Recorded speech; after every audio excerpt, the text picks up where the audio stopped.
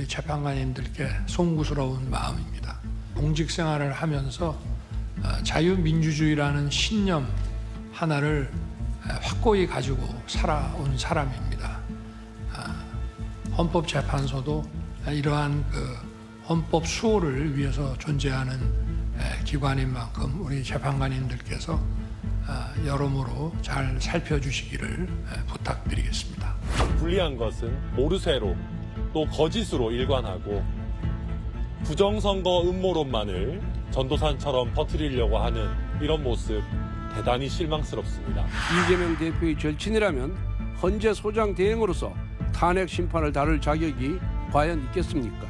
탄핵 심판의 공정성이 확보될 수 없습니다. 바로 어제였죠. 윤석열 대통령이 헌법재판소 탄핵 심판 변론 기일에 직접 출석했습니다. 헌정사상 처음 있는 일인 만큼 윤 대통령의 옷차림부터 표정 하나하나까지 그리고 발언 한마디 한마디에 많은 사람들의 관심이 쏠렸습니다. 자, 어제 입었던 빨간 넥타이와 남색 정장 차림 어떤 의미를 담고 있는지까지도 궁금해하고 있습니다. 표정은 굳어 있었고 현재 변론 내내 꼿꼿한 자세를 유지했습니다. 자, 그리고 헌법재판관 발언에 경청을 하는 자세를 보이기도 했었는데요. 변호인의 발언을 즉석에서 정정해주면서 4번이나 마이크를 잡고 본인의 입장을 명확하게 밝히는 모습도 확인이 됐습니다. 아마 단단히 각오를 하고 준비를 많이 한 듯한 모습이라는 해석이 가능할 것 같습니다. 저희 채널의 취재에 따르면 윤 대통령이 현재 출석 시점을 앞당긴 것으로도 확인이 됐습니다. 영장 심사 당시에 벌어졌던 서부지방법원 난입 사건이 결정적인 계기가 아니었냐라는 분석도 나오고 있습니다. 자, 윤석열 대통령 계엄 선포 배경으로 여러 번 언급했던 부정선거 의혹까지 거론하면서 사실관계의 확인이 필요했기 때문에 그럴 수밖에 없었다는 입장도 펼쳤습니다.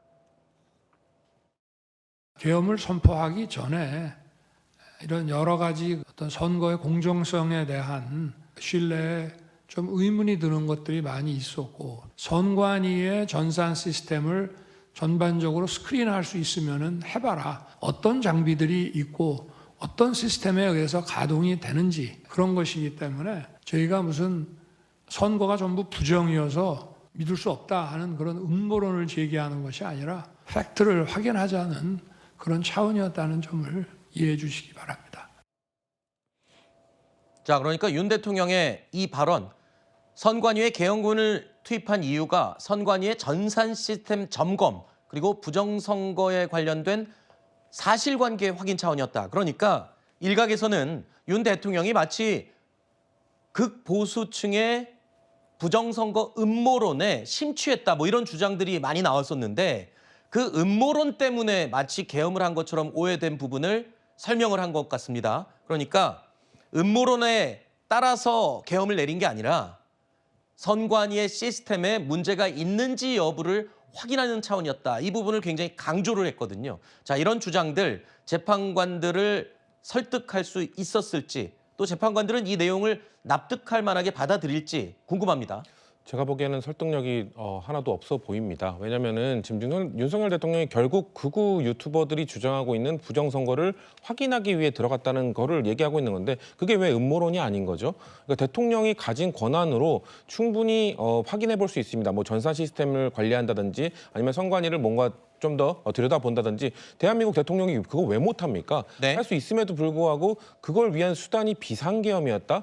이거는 어떤 국민이 납득하겠습니까? 어떤 헌법재판관이 그렇기 때문에 비상계엄을 할 수밖에 없었구나 이렇게 이해할까요? 그리고 윤석열 대통령 말고 윤석열 대통령의 그 변호인이 어제 뭐라고 했냐면 극우 유튜버들이 계속 주장하고 있는 근거 없는 이야기들 무슨 뭐 선거연수원 계엄군이 들어갔던 그 선거연수원에 중국의 해커 90여 명이 있었고 미군이 그들을 데리고 뭐 일본 오키나와에 뭐 지금 가둬놓고 있다 이런 근거 없는 얘기들 펼쳐놓은 그 변호인이 심지어 본인의 입으로 이게 사실인지 아닌지는 뭐 중요하진 않지만 이러면서 이런 얘기들을 했거든요. 근데 어제 미군에서 공식적인 입장으로 전혀 사실과 다르다고 입장을 발표했음에도 불구하고 그런 근거 터무니없는 주장들을 윤석열 대통령과 변호인이 헌법재판관 앞에서 펼친 겁니다. 저는 어제 헌법재판관들이 아마 윤석열 대통령과 변호인의 이야기를 듣고 더 확실하게 이 사람이 망상에 빠져 있다라고 판단했을 거라고 생각합니다. 하지만 어제는 말 그대로 변론 기일이었습니다.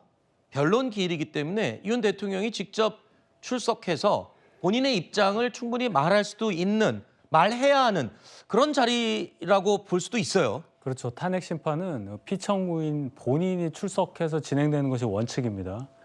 그래서 윤 대통령이 나오신 거고 과거 두 전직 대통령 그런 일이 없었기 때문에 생경하게 보일 수 있겠지만 지금 이 절차가 정당한 절차다 이렇게 말씀을 드리고 지금 선관위 관련한 말씀에 대해서 민주당 쪽에서는 그 의혹이 거의 망상에 가깝다. 그리고 음모론이다. 이렇기 때문에 의미가 없다고 얘기하는데 물론 선관위에 대한 의혹을 검증하는 방법으로 비상계엄령이 맞는 것이냐라는 데에서는 여러 논란이 있을 수 있겠지만은 의혹이 있는 상황에서 그것을 규명하기 위해서 어떤 행동을 했다. 그런데 그 의혹이 없다. 그것만 가지고 의혹을 규명하기 위한 활동을 전면 부정하는 것은 그건 논리적으로 맞지가 않죠. 윤 대통령 입장에서는 본인이 당선된 선거에서조차 선관위의 관리 부실로 소쿠리 투표 우리 다 기억하지 않습니까? 거기서부터 시작된 선관위에 대한 의혹에 대해서 아마 검증하고 싶어 했던 네. 그런 것에 대해서 충분히 주장을 했다고 저는 생각합니다. 네. 지금 민주당 측에서는 왜 대통령이 선관위에 대해서 제대로 조사를 못한다는 것이냐, 비상계엄을 왜 했냐라고 이야기를 하고 있지만 대통령은 그동안에 대국민 담화에서도 말씀을 드렸듯이 정상적인 사법 시스템 내에서 선관위가 전혀 응하지 않았다는 것이죠. 그리고 헌법기관이라는 이유를 들어서 그것을 거절하고 있었는데 국정원이 일부러 확인을 했을 때 비밀번호가 1, 2, 3, 4, 5로 되어 있고 이런 형태로 나왔다는 것 아니겠습니까? 그래서 지금 사실관계 팩트 체크를 해야 된다라고 이야기하는 것은 어쨌든 많은 국민들께서 여기에 대해서 의구심을 가지는 과정에 있어서 확인을 해야 된다는 것이고 저는 결과적으로는 지금 대통령 측에서 선관위로부터의 어떤 자료를 가지고 있는 것이 많지 않기 때문에 그동안에 국정원에서 나왔었던 보고서들을 증거로 제출한다라고 알고 있고요. 그리고 이번에 헌법재판소를 통해서 사실조회를 했습니다. 그 선관위에서 나오는 자료들 그리고 선관위가 그동안에 협조하지 않았지만 선관위원장이 국회에 출석을 해서 향후에 영장이라든지 이런 것들이 있으면 협조하겠다라고 밝힌 바가 있거든요. 그럼 결과적으로 이제 나중에 선관위로부터 나오는 객관적인 자료들을 보면서 네. 그것이 과연 지금까지 대통령이 이야기했던 것과 결이 맞는 것인가에 대해서 헌법재판소에서 판단할 것으로 예상합니다. 알겠습니다.